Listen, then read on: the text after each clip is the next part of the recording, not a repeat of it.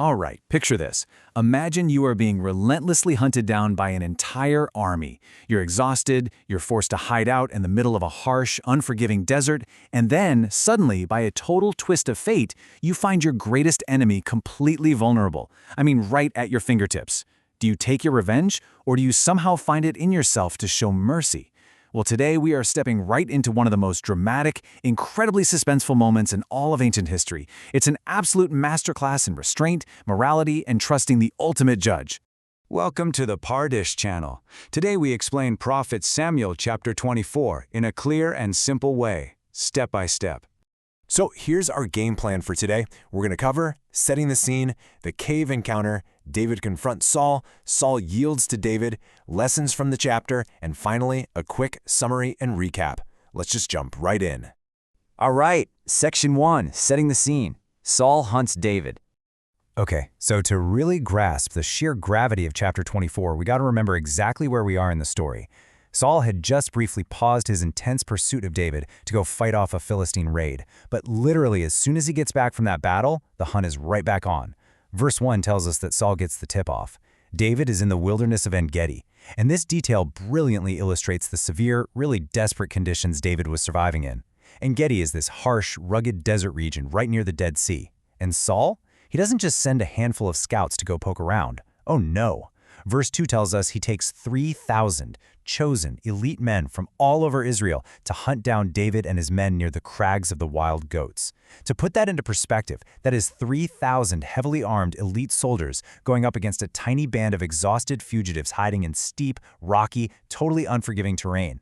The odds are just entirely stacked against David here. Moving on to Section 2, the cave encounter. A vulnerable king. Now we get to verses 3 and 4, and wow, talk about a crazy twist of providence. Saul is marching along and he comes to some sheep pens by the side of the road, and there just happens to be a cave there. He goes inside to cover his feet.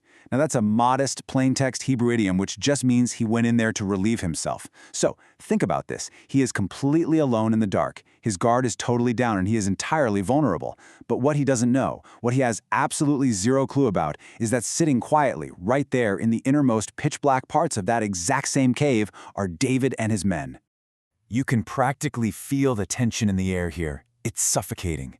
On one hand, David's men are desperately urging him to strike. In verse 4, they're whispering to him, "Behold the day in which the Lord hath said unto thee, Behold, I will deliver thine enemy into thy hand." They are looking at this incredible, once-in-a-lifetime opportunity as a giant, divine green light to finally take their revenge. But on the flip side, you have David's completely unwavering conscience. A little later in verse 6, he tells his men, "The Lord forbid it me, that I should do this thing unto my Lord." Even under extreme, literal life-or-death pressure, David's moral boundary is strictly, firmly drawn. No exceptions. Let's break down how this actually plays out step by step. First, Saul enters the cave completely unaware. Second, David creeps up. He's moving completely unnoticed in the utter darkness. But then, instead of drawing his sword to strike a fatal blow and end the whole thing, third, David just takes out his knife and quietly cuts off a corner of the skirt of Saul's robe, just a tiny piece of fabric. And yet verse 5 tells us something so fascinating. Right after doing this, David's heart smites him. He becomes deeply, profoundly conscience-stricken just for damaging the king's clothes. Finally, step 4, David forcefully checks his men. He uses his words to stop them dead in their tracks, refusing to let them rise up against Saul. Saul finishes his business and simply walks out of the cave, completely oblivious to the fact that he was literally seconds away from losing his life.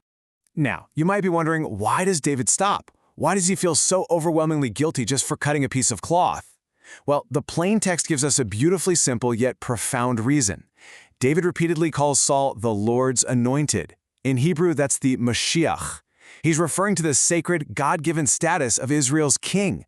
Remember, the prophet Samuel had physically anointed Saul with oil to consecrate him as king, directly by God's command. David totally recognizes that laying a hand on Saul wouldn't just be an attack on a man, it would be an act of direct rebellion against God himself. Even though Saul is acting wickedly, David flatly refuses to cross that line and violate that sacred authority. Next up, Section 3, David confronts Saul. Out of the shadows. Okay, so the immediate, suffocating physical danger inside the cave has passed. But then, David does something incredibly brave. Let's look at the timeline here. Saul leaves the cave and goes on his way down the road.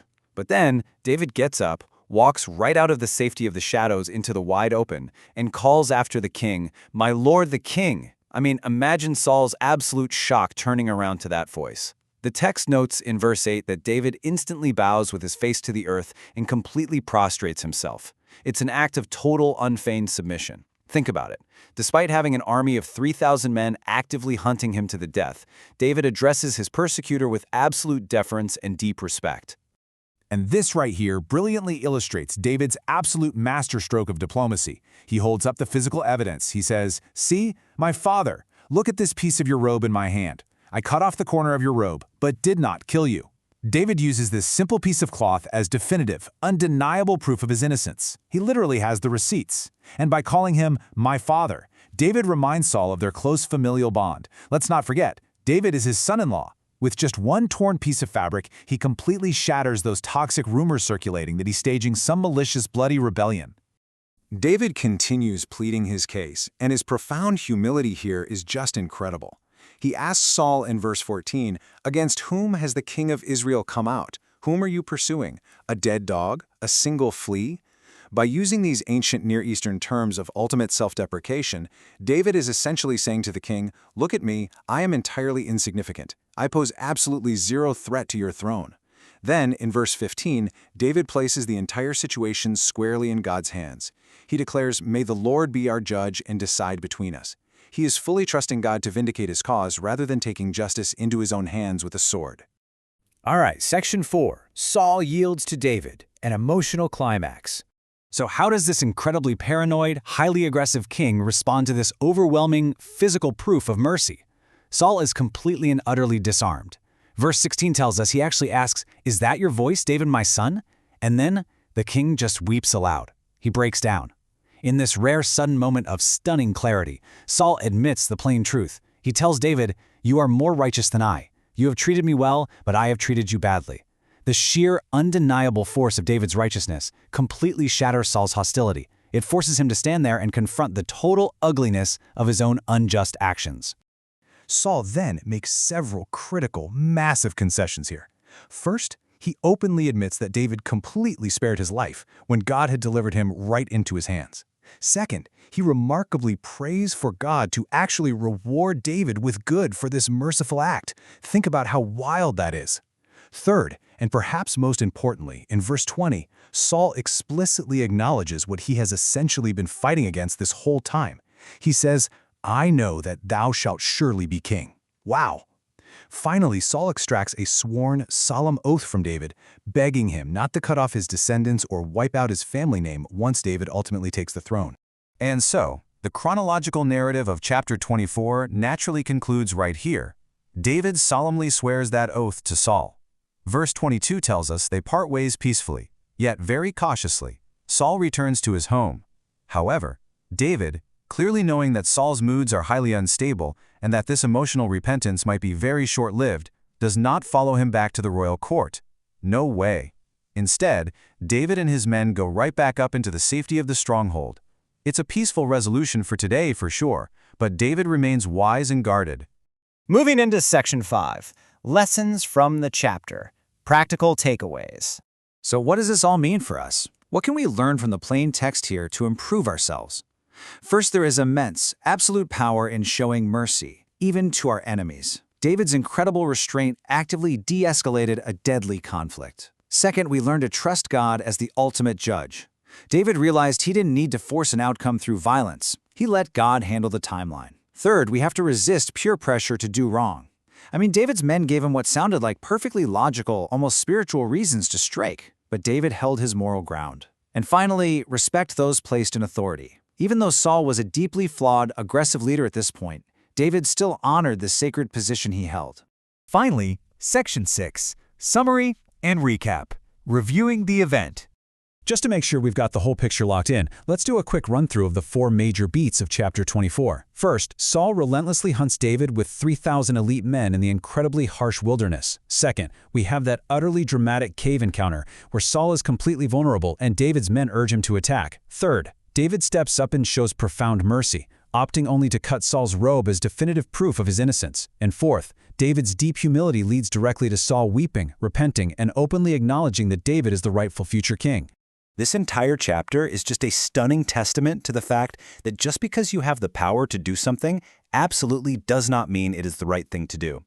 David's ultimate victory here wasn't won with a sword in the dark, it was won through his extraordinary restraint, his totally pure conscience, and his unwavering trust in God's perfect timing.